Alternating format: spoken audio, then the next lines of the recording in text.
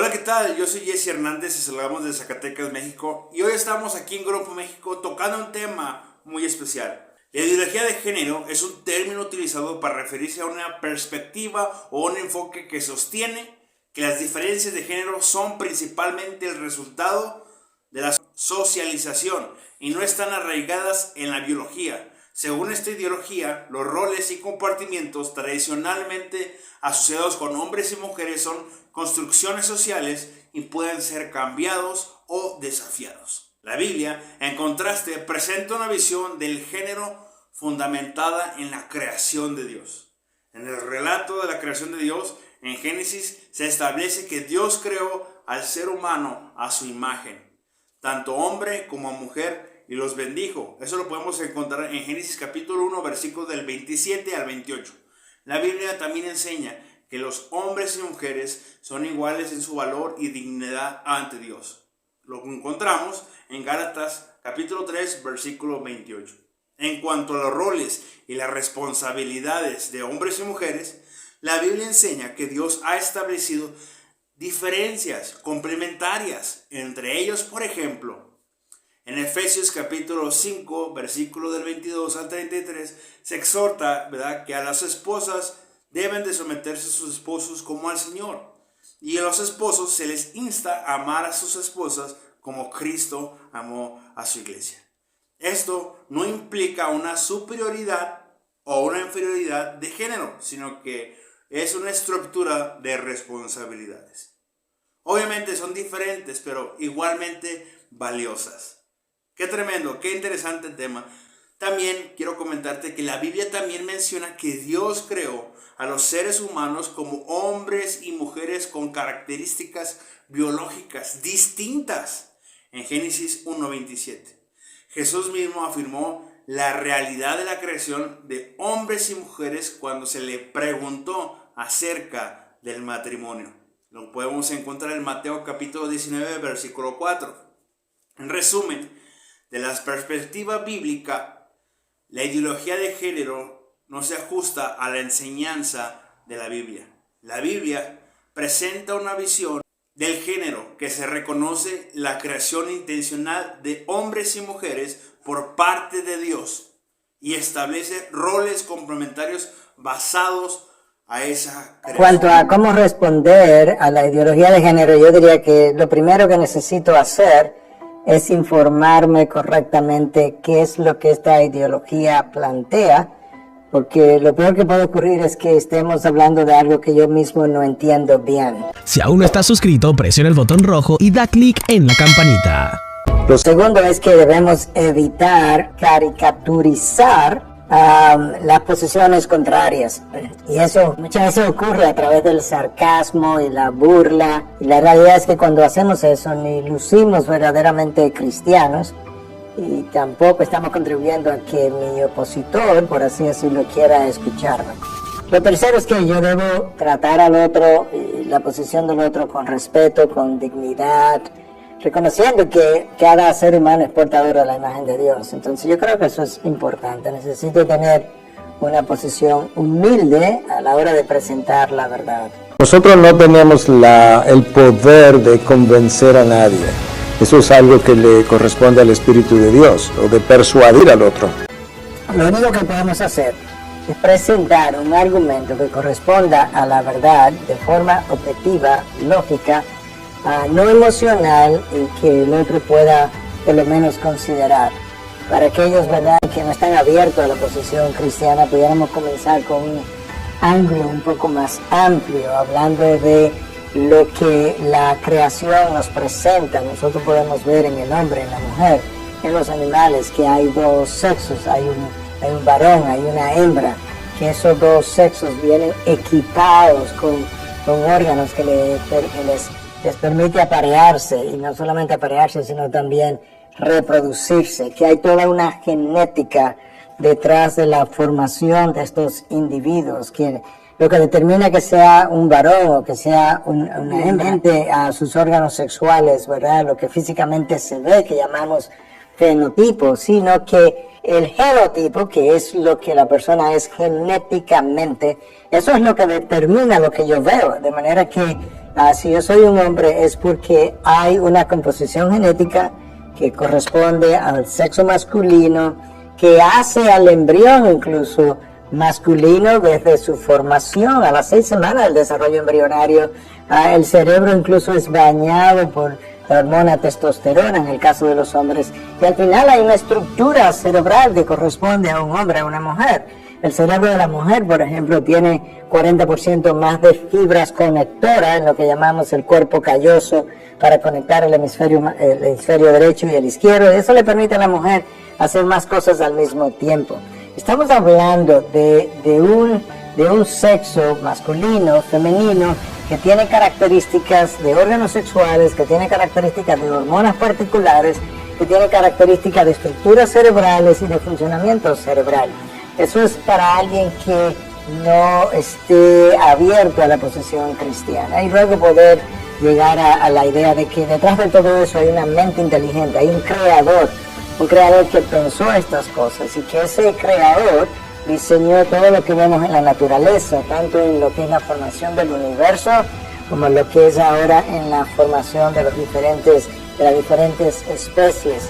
Pero nosotros no podemos, no debemos otorgar autoridad a las emociones humanas, a los sentimientos, porque entonces tendríamos que reconocer a aquellos que hoy en día, y son muchos, que se sienten ser un tipo de animal. De hecho, en Massachusetts se cuenta que hay una colonia de 3,000 personas que dice que son animales. Entonces, ¿qué vamos a hacer? Vamos a legislar también para aprobar las emociones y sentimientos de esas personas. Y parte de lo que la sociedad ha perdido es su sentido de la lógica, y le ha concedido autoridad, e incluso quiere ahora demandar que se legislen leyes a favor de la aprobación de lo que son puramente mis emociones y sentimientos, que hoy están y mañana pueden cambiar. Entonces, cuando se habla de que el sexo es fluido, o el género es fluido, porque tú puedes sentir de una manera hoy y otra manera la semana que viene, no, eso se ha confundido. Las palabras son fluidas. Dicho de otra manera, quizás lo que la palabra gay significaba hace 60 o 70 años era feliz, contento, y hoy significa otra cosa en el mundo homosexual. Sí, eso es otra cosa. Lo que no es fluido es tu constitución genética. Si levantas un cadáver que tiene 200 años enterrado, ahí tú vas a encontrar la evidencia de que era masculino o femenino 200 años después, porque eso no es fluido, eso no cambia, y tenemos que concederle autoridad a lo que realmente corresponde a la realidad. Y yo creo que eso es parte de lo que debemos tratar de comunicar al otro de forma. Bueno, ya que miramos la opinión de Miguel Núñez, ahora vamos a ver qué es lo que dice la Biblia respecto a la ideología de género, ahora con el pastor Sugel Michelén. Escuchemos. Hasta hace relativamente poco tiempo, la palabra género se usaba en el idioma español para referirse a algunas propiedades de los sustantivos, pronombres, adjetivos y aún algunas propiedades, algunas formas verbales a las que se les asignaba uno de 3 géneros: masculino, femenino o neutro. Los que todavía están en el bachillerato, no sé si aquí le dicen bachillerato, pero todavía están en la escuela, saben que si yo digo el carro es de género masculino, la casa es de género femenino, lo bueno sería de género neutro. Pero a partir de la década de los 50, 1950, en el mundo anglosajón, es decir, en el mundo de habla inglesa, esta palabra género comenzó a ser usada para referirse a los 2 sexos, masculino y femenino. Así el término pasó de la gramática a la biología, aunque debo decir que todavía en esa época todo el mundo creía que el sexo con el que tú habías nacido era exactamente al género que tú tenías. O sea, si tú naciste varón, ese era tu sexo biológico y ese era también tu género.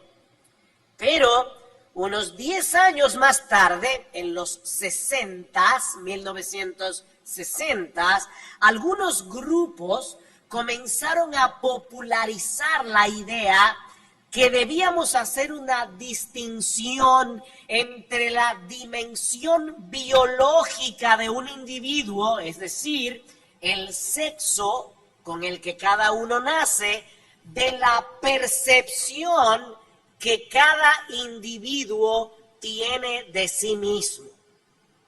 O sea, de acuerdo a esta perspectiva, que luego vino a ser conocida como ideología de género, existe la posibilidad de que una mujer haya nacido atrapada en el cuerpo de un hombre. O sea, tú lo miras por fuera y parece un hombre, pero resulta que internamente, psicológicamente, no es un hombre, es una mujer. Porque a final de cuentas, no es la biología lo que determina quién tú eres realmente, sino más bien tus sentimientos. Y debo decir que no tenemos el tiempo para explicar cómo fue que nosotros llegamos a esa idea, porque esto no viene de ahora, esto no comenzó en la década de los 60, esto comenzó con algunas ideas filosóficas que comenzaron a desarrollarse a partir del siglo XVIII, pero no tenemos el tiempo para poder hacer ese recuento histórico.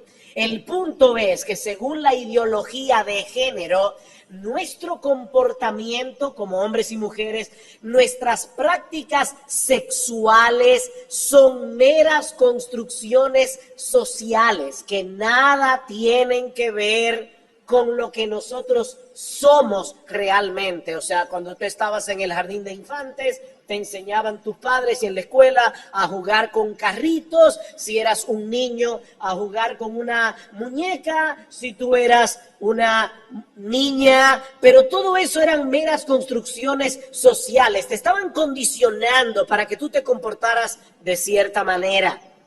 Ahora, lo que yo me propongo hacer en esta ocasión no es un recuento filosófico, repito, de cómo nosotros llegamos aquí, sino más bien proveerles de algunos lentes teológicos a través de los cuales nosotros podamos ver la realidad tal cual la realidad es, porque nosotros no podemos cambiar lo que las cosas realmente son. Cuando nosotros vamos al oftalmólogo, ¿verdad?, para hacer un examen de la vista, ¿qué es lo que él hace? Él va a ir probando lente tras lente superpuestos hasta que tú puedas ver las letras con nitidez, ¿verdad? Te ponen en la pared, no sé cómo es aquí, pero allá te ponen L, R, H y entonces diferentes tamaños y te dicen, ¿cómo tú lo ves?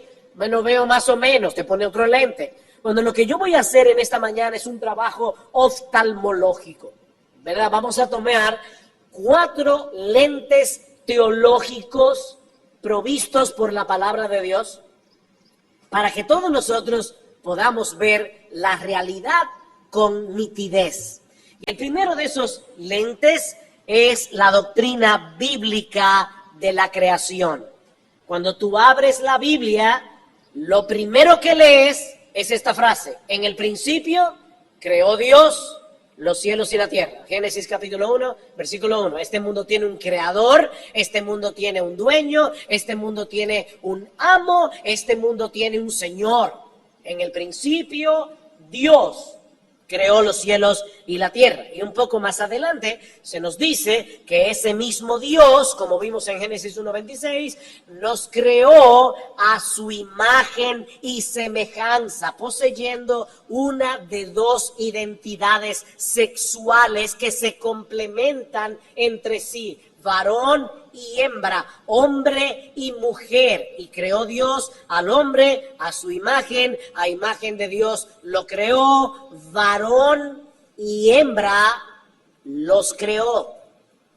De manera, queridos jóvenes, que la masculinidad y la feminidad no son categorías artificiales producidas por una sociedad patriarcal con el propósito de subyugar, de aplastar a las mujeres, sino que revelan el diseño original de Dios en la creación para los seres humanos. Y no olviden que en Génesis capítulo 1, versículo 31, dice que luego que Dios creó todas las cosas, vio que era bueno en gran manera. Tanto el hombre como la mujer reflejan la imagen de Dios. Y por lo tanto, chicas, escuchen bien, y chicos también, varón y hembra, hombre y mujer, poseemos la misma dignidad, poseemos el mismo valor, pero el hombre fue creado para funcionar como hombre y la mujer para funcionar como mujer. Eso está entrelazado en nuestra estructura biológica, en nuestra estructura psíquica, en nuestra estructura emocional. Eso no tiene nada que ver con una filosofía de género, sino con lo que somos en realidad, tal como Dios nos creó. Y no deja de ser interesante notar que en el Nuevo Testamento, el Señor Jesucristo apela a ese pasaje del Génesis como un relato fiel de lo que sucedió en la creación. ¿Recuerdan cuando a Cristo le preguntaron acerca del divorcio en Mateo capítulo 19? ¿Cómo responde Jesús? ¿No habéis leído que el que los hizo al principio, varón y hembra los hizo? O sea, Jesús le está diciendo, eso no es un mito, eso no es una leyenda. Eso es un relato histórico de cómo Dios creó a los seres humanos. Jesús puso su sello de aprobación sobre ese primer capítulo del Génesis. De manera que no podemos ignorar el relato de la creación sin ignorar las palabras de Jesús. Nosotros poseemos por diseño dos de estas identidades sexuales. Eso es más que evidente en nuestros cromosomas, en nuestras hormonas, en nuestro cerebro, en nuestras células, en nuestro aparato reproductivo, en todo nuestro cuerpo. El hombre es hombre y la mujer es mujer.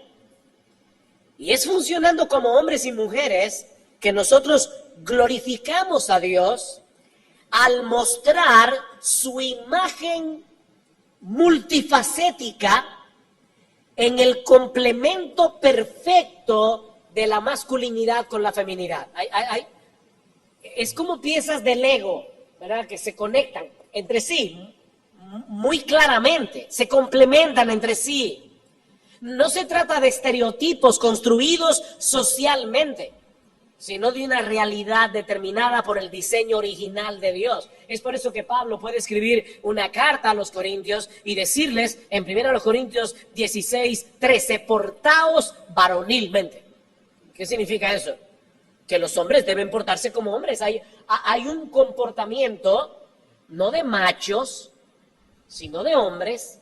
De hecho, chicos, la caballerosidad es una de esas características. Portarse varonilmente es portarse con caballerosidad. La Biblia dice eso porque presupone que hay un comportamiento varonil de la misma manera que hay un comportamiento femenino. Que de paso, un comportamiento que el hombre y la mujer aceptaban con deleite antes de la caída.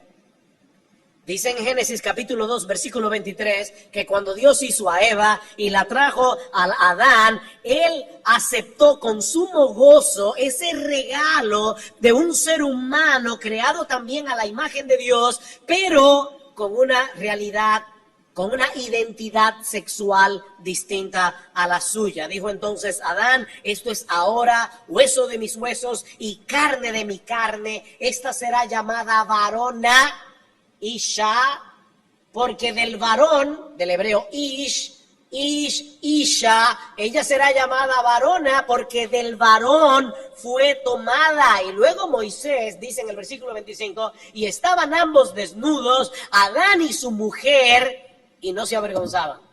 No había vergüenza, no existía ese sentimiento de problema, ni de sus cuerpos, ni de sus identidades sexuales. El hombre se sentía realizado siendo hombre y la mujer se sentía realizada y feliz siendo mujer. Y ambos se gozaban en el hecho de funcionar como criaturas de Dios, viviendo para su gloria y haciendo su voluntad. El hombre y la mujer hacían un despliegue de la gloria de Dios, de su sabiduría, de su poder creativo, funcionando como hombre y mujer.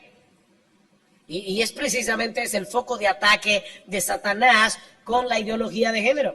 Se trata de un ataque diabólico contra la gloria de Dios. Satanás no solo está preocupado por destruir al hombre, es por empañar la gloria de Dios reflejada en el ser humano, en su masculinidad y en su feminidad, que se complementan entre sí para reflejar la unión de Cristo con su iglesia, increíblemente. El hombre y la mujer representan a Jesús, los dos, solo que en dos posiciones diferentes. El hombre representa a Jesús como cabeza de la iglesia. La mujer representa a Jesús como aquel que voluntariamente se somete a la autoridad del Padre, a pesar de que él y el Padre son uno mismo, o no uno mismo, son iguales entre sí. Siendo igual a Dios, no estimó el ser igual a Dios como cosa que aferrarse, sino que se despojó a sí mismo tomando forma de siervo. Así que, chicas, ustedes también representan a Jesús, solo que en otro rol, en el rol de aquel que se somete a su Padre. Y esa gloria revelada en el Evangelio es el foco de ataque de la ideología de género, lo que nos lleva a nuestro segundo lente. Ya vimos el lente de la creación, veamos ahora el lente de la caída. El lente de la caída. No, déjenme tomar un poquito de agua. Dios le había dado al hombre instrucciones claras y precisas acerca de sus límites en el huerto del Edén. Ellos podían comer lo que quisieran, menos del árbol de la ciencia del bien y del mal. Si se atrevían a traspasar ese límite, morirían, dice Dios. Así que Satanás se le apareció a Eva en el huerto del Edén y le hizo una oferta sumamente tentadora en el mejor sentido del término. Muy tentadora. Entonces la serpiente dijo a la mujer, no moriréis, sino que sabe Dios que el día que comáis de ese árbol prohibido, serán abiertos vuestros ojos y seréis como Dios, sabiendo el bien y el mal. Satanás le estaba ofreciendo a la mujer conocimiento, placer y autonomía. Ustedes serán libres y autónomos como Dios. No tendrán que pedirle permiso a nadie para hacer lo que quieran. Ahora, es importante que nosotros veamos estos tres términos, conocimiento, placer y autonomía, relacionados entre sí, porque no hay nada malo ni en el placer ni en el conocimiento. No hay nada malo ni en el placer ni en el conocimiento. Es increíble cómo Dios nos creó para que nosotros sintamos placer. Por ejemplo, yo no sé cuántos de ustedes sabían que en nuestra lengua nosotros tenemos más de 2,000 papilas gustativas. ¿Para qué? Para que no seamos como las vacas que comen hierba y se acabó. No, nosotros nos gustan los dulces, nos gusta lo amargo. Bueno, nosotros tenemos 2,000 papilas gustativas para que podamos disfrutar comiendo. Dios creó el sexo para que nosotros podamos disfrutar del sexo en el contexto del matrimonio. Así que no hay nada malo, ni en el placer, ni en el conocimiento. El problema está en la tercera palabra, autonomía. Autonomía. Es la idea de poder disfrutar del placer o de adquirir conocimiento sin tomar en cuenta a Dios. Ese era el foco de ataque de Satanás, sin que reconozcamos la realidad de que nosotros somos criaturas de Dios, no somos Dios. Y todos conocemos el resto de la historia. A Eva le pareció razonable desobedecer el mandato explícito de Dios para seguir los dictados de su corazón y de sus sentimientos. ¿Les parece nueva esa frase de sigue tu corazón? Eso no es nuevo, eso comenzó en el huerto del Edén. Esto no puede ser malo si se siente bien. Sin embargo, tan pronto el pecado entró en el mundo y la mujer tomó del árbol junto con el hombre, sintieron vergüenza de sus propios cuerpos. Noten eso. Por primera vez, Adán y Eva sintieron vergüenza por estar desnudos. Y dice en Génesis 3:7, entonces fueron abiertos los ojos de ambos y conocieron que estaban desnudos. Recuerden que nuestra valía, nuestro significado son determinados por el hecho de haber sido creados a imagen y semejanza de Dios. Si dejamos a Dios fuera de la ecuación, ya no tenemos ningún punto de referencia para definir nuestra propia identidad. Déjenme hacerles una pregunta, y no es una pregunta retórica, o sea, yo quiero que ustedes me respondan. Si yo les digo, me estoy acercando, ¿qué ustedes me preguntarían?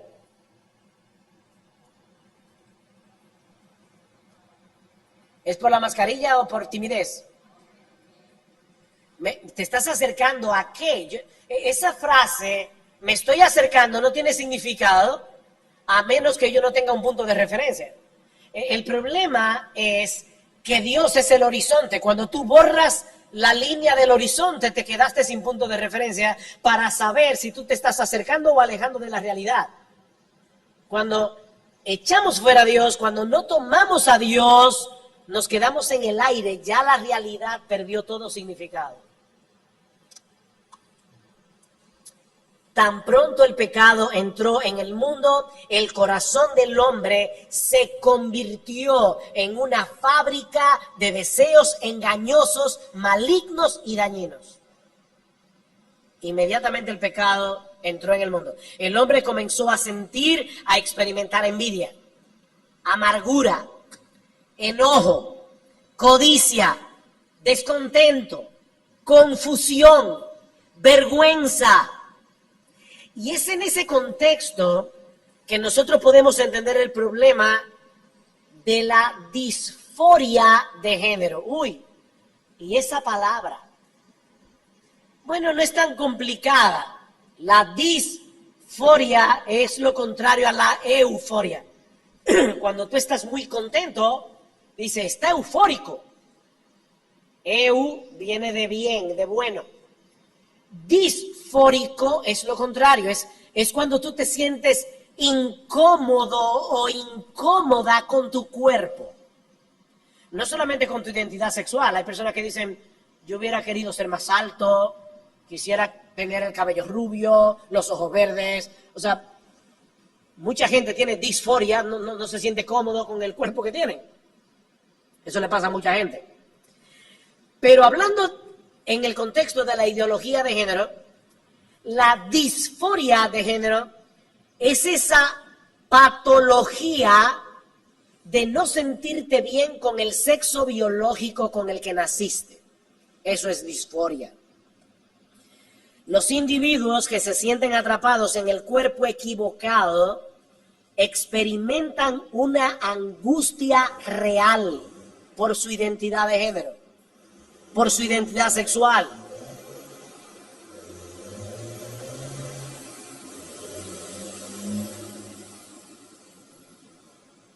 Por ejemplo, hoy yo quisiera tener una mejor voz, pero esta es la que tengo, así que con esta debemos funcionar.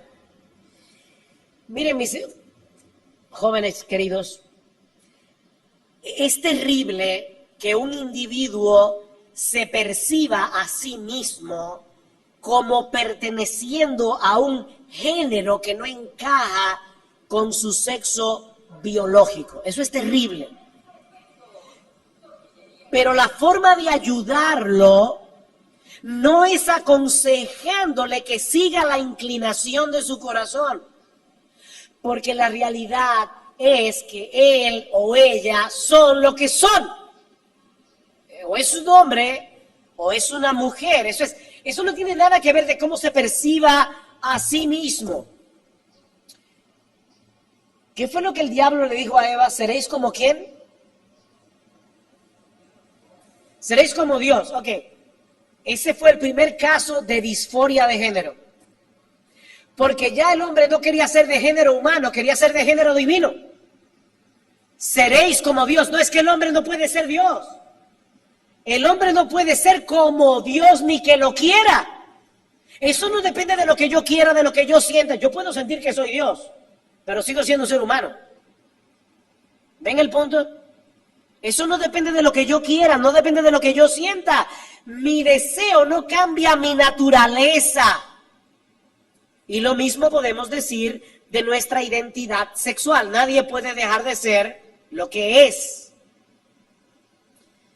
Paul McHugh, profesor de psiquiatría en la Escuela Médica Johns Hopkins, él dice, los hombres transgénero, fíjense, transgénero, o sea, ellos quieren ser de otro género, no se convierten en mujeres, ni las mujeres transgénero se convierten en hombre.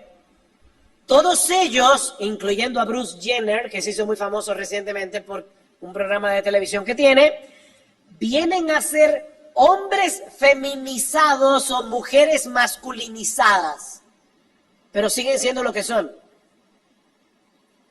Más adelante este hombre dice, y yo no creo que sea creyente, pero escuchen esto, el tratamiento que debemos darle a estos individuos no debe ser dirigido al cuerpo con cirugías, hormonas, sino a su mente, que está distorsionada. Dice él pone un ejemplo. ¿Qué hacemos con una chica anoréxica?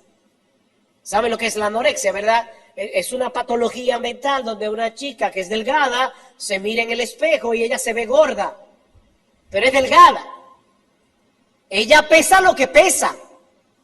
¿Qué hacemos con esa chica? ¿Le practicamos una liposucción? No. La ayudamos a entender que ella tiene un problema aquí en la cabeza, no es en el cuerpo, es en la cabeza. Debemos ayudarlos a corregir la forma distorsionada como se perciben a sí mismos. La ideología transgénero está llevando a muchas personas a pensar que su cuerpo es irrelevante. O sea, no importa lo que diga tu ADN, son tus sentimientos los que definen tu verdadero yo. Los hechos fisiológicos han venido a ser menos importantes y determinantes que los sentimientos subjetivos del individuo. Ahora, yo no quiero parecer irónico con esto que voy a decir ahora, pero ¿qué hacemos con un hombre que se siente atrapado y dice, yo soy un pez atrapado en el cuerpo de un hombre? ¿Lo llevamos a vivir abajo del agua? Porque ahora mismo hay personas que dicen, yo soy un gato atrapado en el cuerpo de un ser humano. Esos son transespecie. O sea, ya no es simplemente transgénero, sino transespecie. Yo no soy de la especie humana, sino de la especie animal. Hay personas que dicen, yo soy un perro atrapado en el cuerpo de un hombre o en el cuerpo de una mujer. ¿Qué hacemos con eso? Me enteré en estos días una historia real que no me acuerdo dónde era, que había un metro que es exclusivo para las mujeres y un individuo llegó muy tarde para entrar en el metro y entonces el único vagón que estaba disponible era el de las mujeres y estaba vacío, así que él entró en el vagón de las mujeres.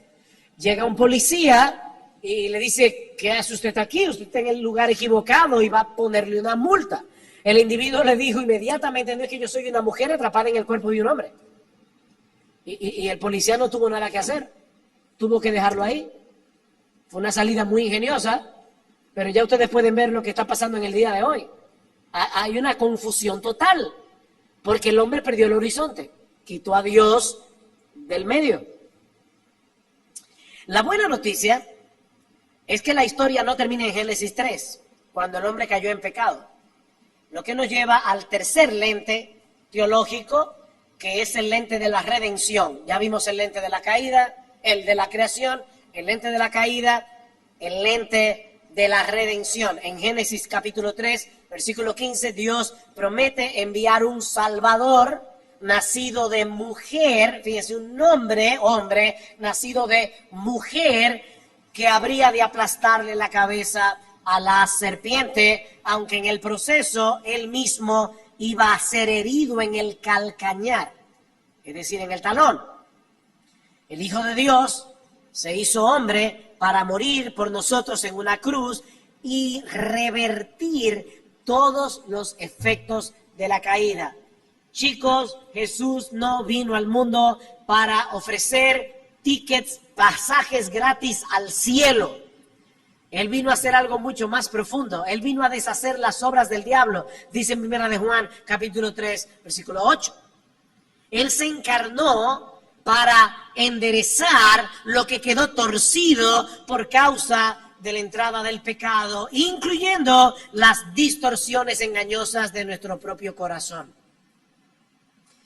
Y aunque la lucha con el pecado no desaparece con la conversión, porque el pecado todavía mora en nosotros, ahora podemos identificar esos deseos engañosos como lo que son, distorsiones de la realidad, a la vez que tenemos en Cristo todos los recursos necesarios para luchar contra esos deseos engañosos.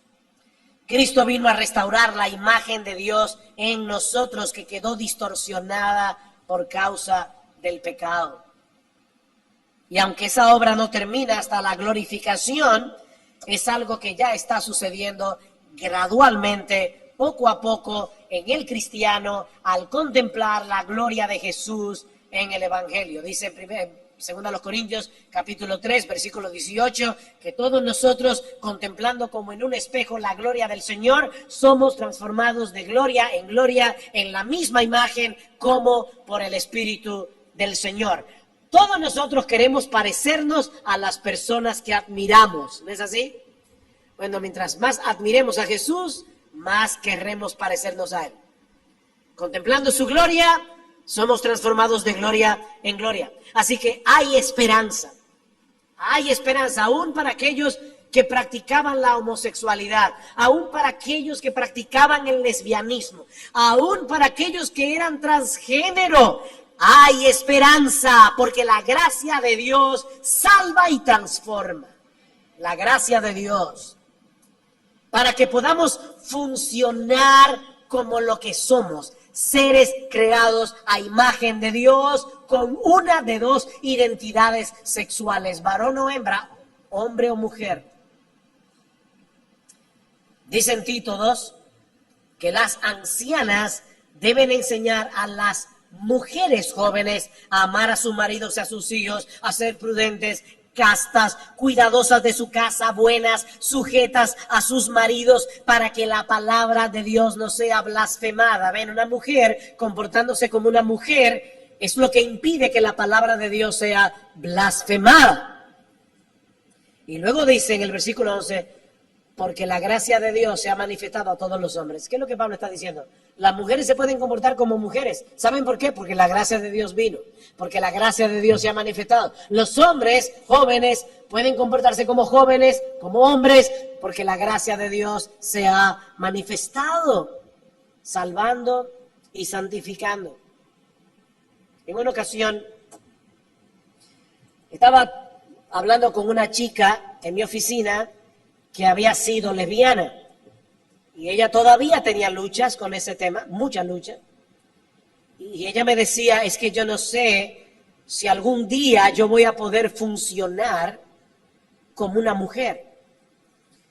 Y yo le decía a ella, mira, yo entiendo tus luchas, puedo entenderlas, pero tú tienes que entender que tú eres mujer. Y le cité este pasaje en 1 Corintios capítulo 6, versículo 9. ¿No sabéis que los injustos no heredarán el reino de Dios? No erréis, ni los fornicarios, ni los idólatras, ni los adúlteros, ni los afeminados, es decir, los hombres homosexuales que en una relación homosexual ocupan el papel de la mujer, ni los que se echan con varones, ni los ladrones, ni los avaros, ni los borrachos, ni los maldicientes, ni los estafadores heredarán el reino de Dios. Y esto erais algunos. O sea, en Corinto habían homosexuales, ex homosexuales, que se habían convertido al Señor. ¿Y qué les dice Pablo? Ustedes eran. Y yo le decía a esta chica, tú no eres lesbiana, tú eras lesbiana. Porque ¿qué sigue diciendo el texto? Y esto erais algunos, mas ya habéis sido lavados, ya habéis sido santificados, ya habéis sido justificados en el nombre del Señor Jesús y por el Espíritu de nuestro Dios. Hay esperanza. Como la hay para el mujeriego, hay esperanza. Pues no solamente los homosexuales son los que van al infierno. Hay esperanza. En otra ocasión, un homosexual fue a mi oficina. Últimamente uno tiene que lidiar con esos casos más frecuentemente que antes. Y este chico me decía, mire, yo vine aquí porque mi familia me pidió que viniera a buscar ayuda. Y yo de entrada le dije, déjame hacerte una pregunta. ¿Tú crees que tú naciste homosexual o tú crees que tú escogiste ser homosexual? Y él me dijo, no, yo escogí ser homosexual. Y era un chico, yo lo conocía de niño y sabía que él venía practicando la homosexualidad como desde los 10, 11 años. Y ya tenía más de 20. O sea que tenía ya muchos años practicando la homosexualidad abiertamente.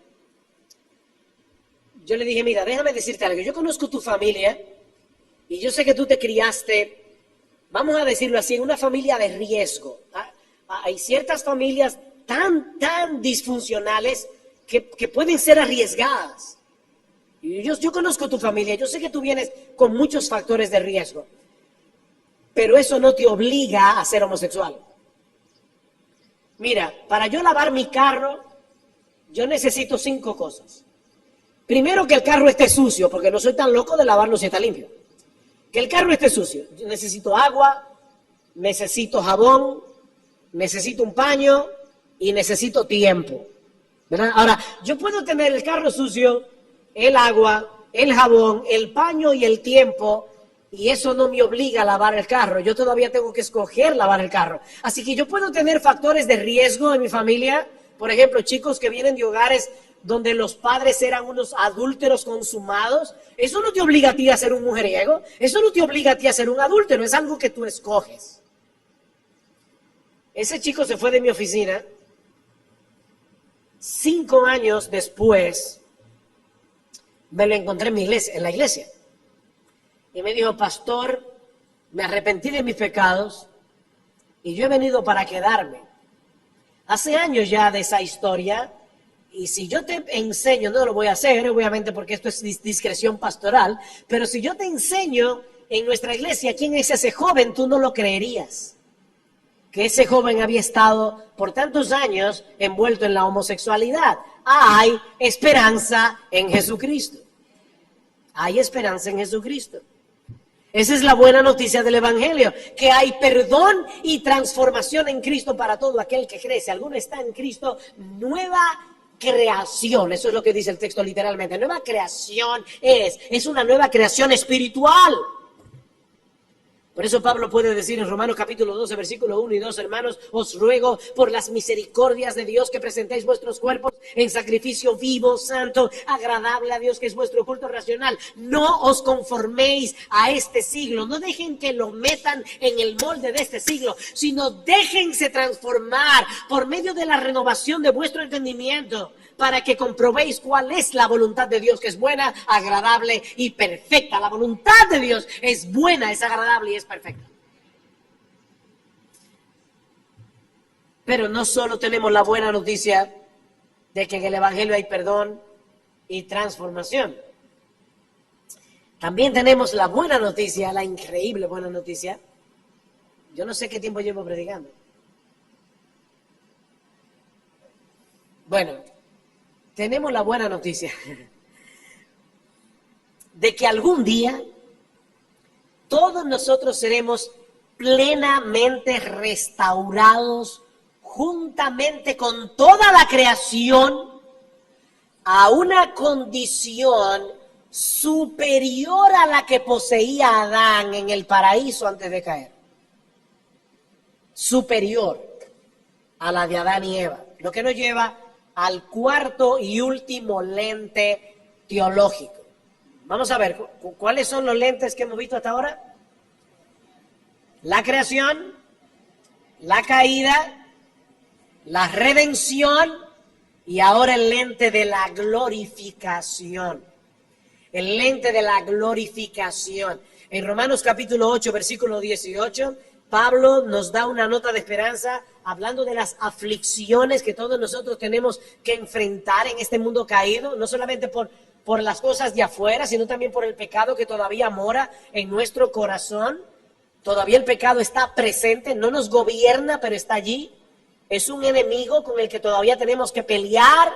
Pero ¿qué dice Pablo? Que las aflicciones del tiempo presente no son comparables con la gloria venidera que en nosotros ha de manifestarse. En nosotros.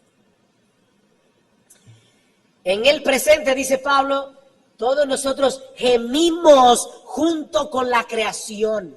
Dice que la creación está con dolores de parto, esperando que llegue el día de nuestra liberación total de la presencia del pecado en nuestras vidas, en los cielos nuevos y en la nueva tierra. Así que, chicos, nosotros miramos hacia el futuro con la esperanza de que seremos liberados de todos los efectos dañinos causados por el pecado, no solo en nuestro cuerpo, sino también en el asiento mismo de nuestra personalidad. Eso es lo que estamos esperando.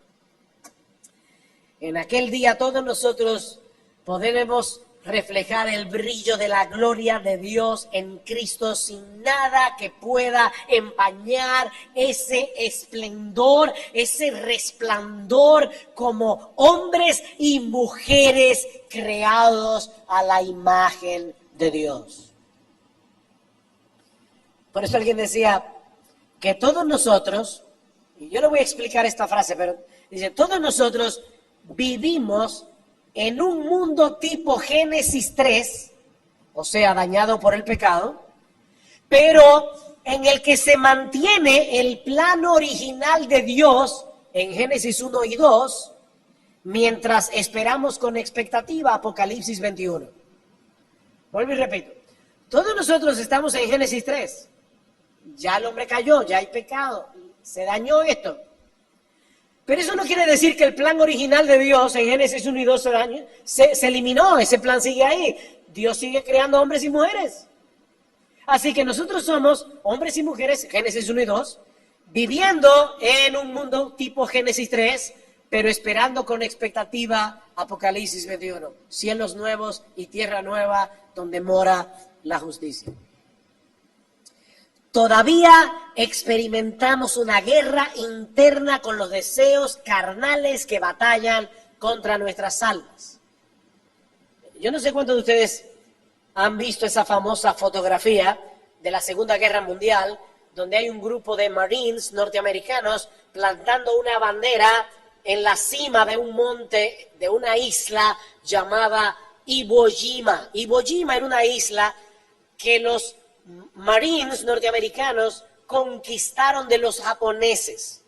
Y fue una batalla importante, no porque Iwo Jima fuera importante, sino porque la moral de las tropas estaba muy decaídas y esa victoria le dio fuerza a los aliados. Ahora, la isla de Iwo Jima tenía una particularidad y es que estaba llena de cuevas.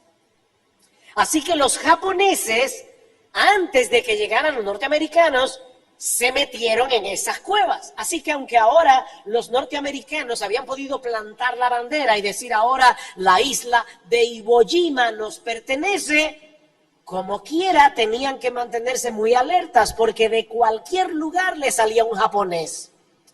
Bueno, escuchen lo que estamos diciendo, chicos. Ya Jesucristo vino, conquistó nuestro corazón, puso su bandera allí. Nosotros le pertenecemos a Jesús, pero cuidado con los japoneses. Bueno, si hay algún japonés aquí es una ilustración, ¿verdad? Pero todavía están por ahí. El pecado está metido entre las cuevas y sale de donde menos lo esperamos. Eso quiere decir que nosotros estamos todavía en el campo de batalla. La victoria es de Jesús. Ya nosotros sabemos que estamos del lado del vencedor, pero la guerra no se ha terminado. Así que tenemos que mantenernos todavía en pie de guerra. Lo que estamos diciendo, chicos, es que nosotros sabemos que el día llegará cuando esa guerra termine para siempre. Cristo en su venida transformará el cuerpo de la humillación nuestra, dice Pablo en Filipenses capítulo 3, versículo 20. Él transformará el cuerpo de la humillación nuestra para que sea semejante al cuerpo de la gloria suya. ¡Wow! Eso será glorioso. Tenemos esa esperanza. He ahí entonces los lentes a través de los cuales debemos contemplar la realidad. La doctrina bíblica de la creación, la doctrina bíblica de la caída, la doctrina bíblica de la redención, la doctrina bíblica de la glorificación. Todo lo que se encuentra fuera de ese foco visual no es otra cosa que una ilusión engañosa, es un espejismo destructor. Si tú no estás viendo la vida a través de esos lentes, te están engañando. Tú estás viviendo en un espejismo. Debemos mirar con compasión a los que están experimentando la disforia de género o que incluso han dado un paso más allá y han comenzado un proceso de transformación a través de cirugías, a través de hormonas. Chicos, no se burlen de ese tipo de personas. Esto no es un chiste. Eso debe dolernos en el corazón. En nuestra iglesia hay un grupo de jóvenes así como ustedes, que tienen un ministerio con prostitutas. Ellos van a los lugares donde las prostitutas se colocan a hacer su trabajo y los chicos van con las chicas de nuestra iglesia, se quedan en el carro, porque, verdad, sería complicado que un joven se acerque a una prostituta. Si alguien lo ve, no va a pensar que le está predicando el evangelio. Así que son las chicas las que hacen esto, pero no deja de ser algo peligroso, así que los varones se quedan en el carro para proteger a las chicas cualquier cosa que pase. A ellas se les ocurrió, a las jóvenes de ese ministerio que se llama Prisioneras de Esperanza, se les ocurrió en 2 Navidades hacer una cena para estas prostitutas.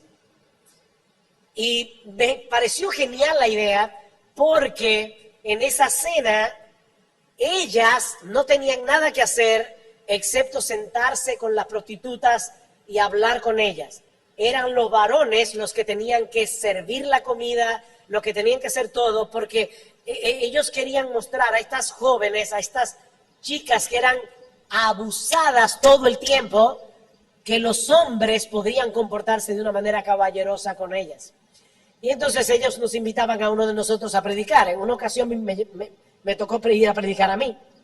Y cuando yo iba llegando al salón, una de las chicas salió y me dijo: pastor, le advierto que allí dentro hay 3 hombres vestidos de mujer. Así que yo llegué y efectivamente ahí estaban los 3 hombres como si fueran mujeres. ¿Qué debía hacer uno ahí? Tratarlos, porque siguen siendo tratarlos con respeto, tratarlos con dignidad. ¿Saben por qué? Porque esos hombres vestidos de mujer son seres humanos creados a la imagen de Dios. Una imagen que está distorsionada por causa del pecado, pero siguen siendo personas, seres humanos creados a la imagen de Dios. Yo sé que las feministas y todos los que están envueltos en la ideología de género acusan a la iglesia de que somos homofóbicos.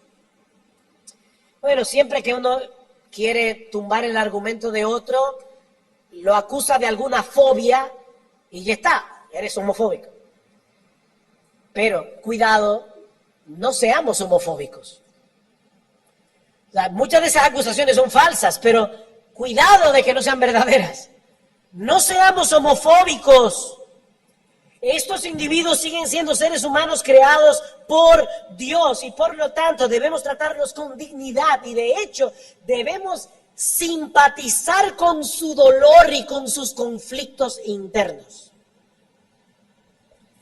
Pero es nuestro deber hablarles la verdad en amor, ayudándolos a ver el engaño de sus corazones y mostrándoles la verdadera esperanza que solo se encuentra en el Evangelio de Jesucristo. No podemos sacrificar la verdad en aras del amor, pero tampoco debemos sacrificar el amor en aras de la verdad. Al compartir el Evangelio con estas personas, no debemos olvidar que nosotros también somos pecadores salvados por gracia. Que merecíamos el mismo infierno que ellos merecen por causa de nuestros pecados. Lo que hace la diferencia entre nosotros y ellos, lo único que hace la diferencia es que nosotros fuimos rescatados de nuestra vana manera de vivir, solo por gracia, solo por Cristo y solo por medio de la fe. Es la única diferencia. Así que chicos, sigamos, los que están aquí que son cristianos, sigamos proclamando el Evangelio con la confianza de que este mensaje sigue siendo el instrumento poderoso que Dios usa para salvar a los perdidos. Yo repito lo que decía en la introducción, cuando el Señor Jesucristo nos dejó la gran comisión en el siglo I, Él sabía que la iglesia del siglo XXI iba a estar en medio de este campo de batalla ideológica. Él lo sabía. Pero todavía tenemos la encomienda de hacer discípulos de todas las naciones, sabiendo de antemano que no importa cuán difíciles se pongan las cosas en los años venideros, Él prometió estar con nosotros todos los días hasta el fin del mundo y que las puertas del Hades de ninguna manera pueden prevalecer contra la iglesia. Yo creo que muchos cristianos leen ese texto de Mateo de esta manera: las puertas del Hades no prevalecerán contra la iglesia. Ahí estamos los cristianos atrincherados, temerosos de que nos asalten y nos destruyan. No. Ese texto hay que leerlo al revés. El que está atrincherado es el diablo, guardando su castillo para que sus pecadores engañados que van camino al infierno junto con él no sean rescatados. Pero no importa cuánto el diablo se empeñe en proteger esas puertas del infierno, las puertas del Hades no prevalecerán contra la iglesia de Jesucristo, porque los elegidos del Cordero se salvarán. No importa si son homosexuales ahora, si son lesbianas ahora, si son transgénero, si son transespecie, el Evangelio puede con todo eso. El Evangelio puede con todo eso. Pero chicos, no basta con proclamar fielmente el Evangelio. Debemos abrazar con gozo y con determinación nuestra identidad sexual como hombres y mujeres creados a imagen de Dios y redimidos por gracia para restaurar esa imagen. Chicas, nunca se avergüencen de ser mujeres. Nunca piensen, si yo hubiera nacido hombre. Abraza con gozo tu feminidad. Tu hermosa feminidad, abrázala con gozo. Chicos, abracen con gozo todo lo que implica la masculinidad, incluyendo el ser caballerosos con las chicas. Eso no comienza cuando tú te cases, eso comienza ahora. Eso comienza ahora. Solo modelando la verdadera masculinidad y la verdadera feminidad es que podremos hacerle frente a este tsunami ideológico que pretende arrasar todo lo que encuentra a su paso. Necesitamos hombres, niños, jóvenes, adultos, hombres que glorifiquen a Dios comportándose como hombres, que en vez de abusar de su autoridad, en vez de claudicar de su autoridad, en vez de ser hombres pasivos,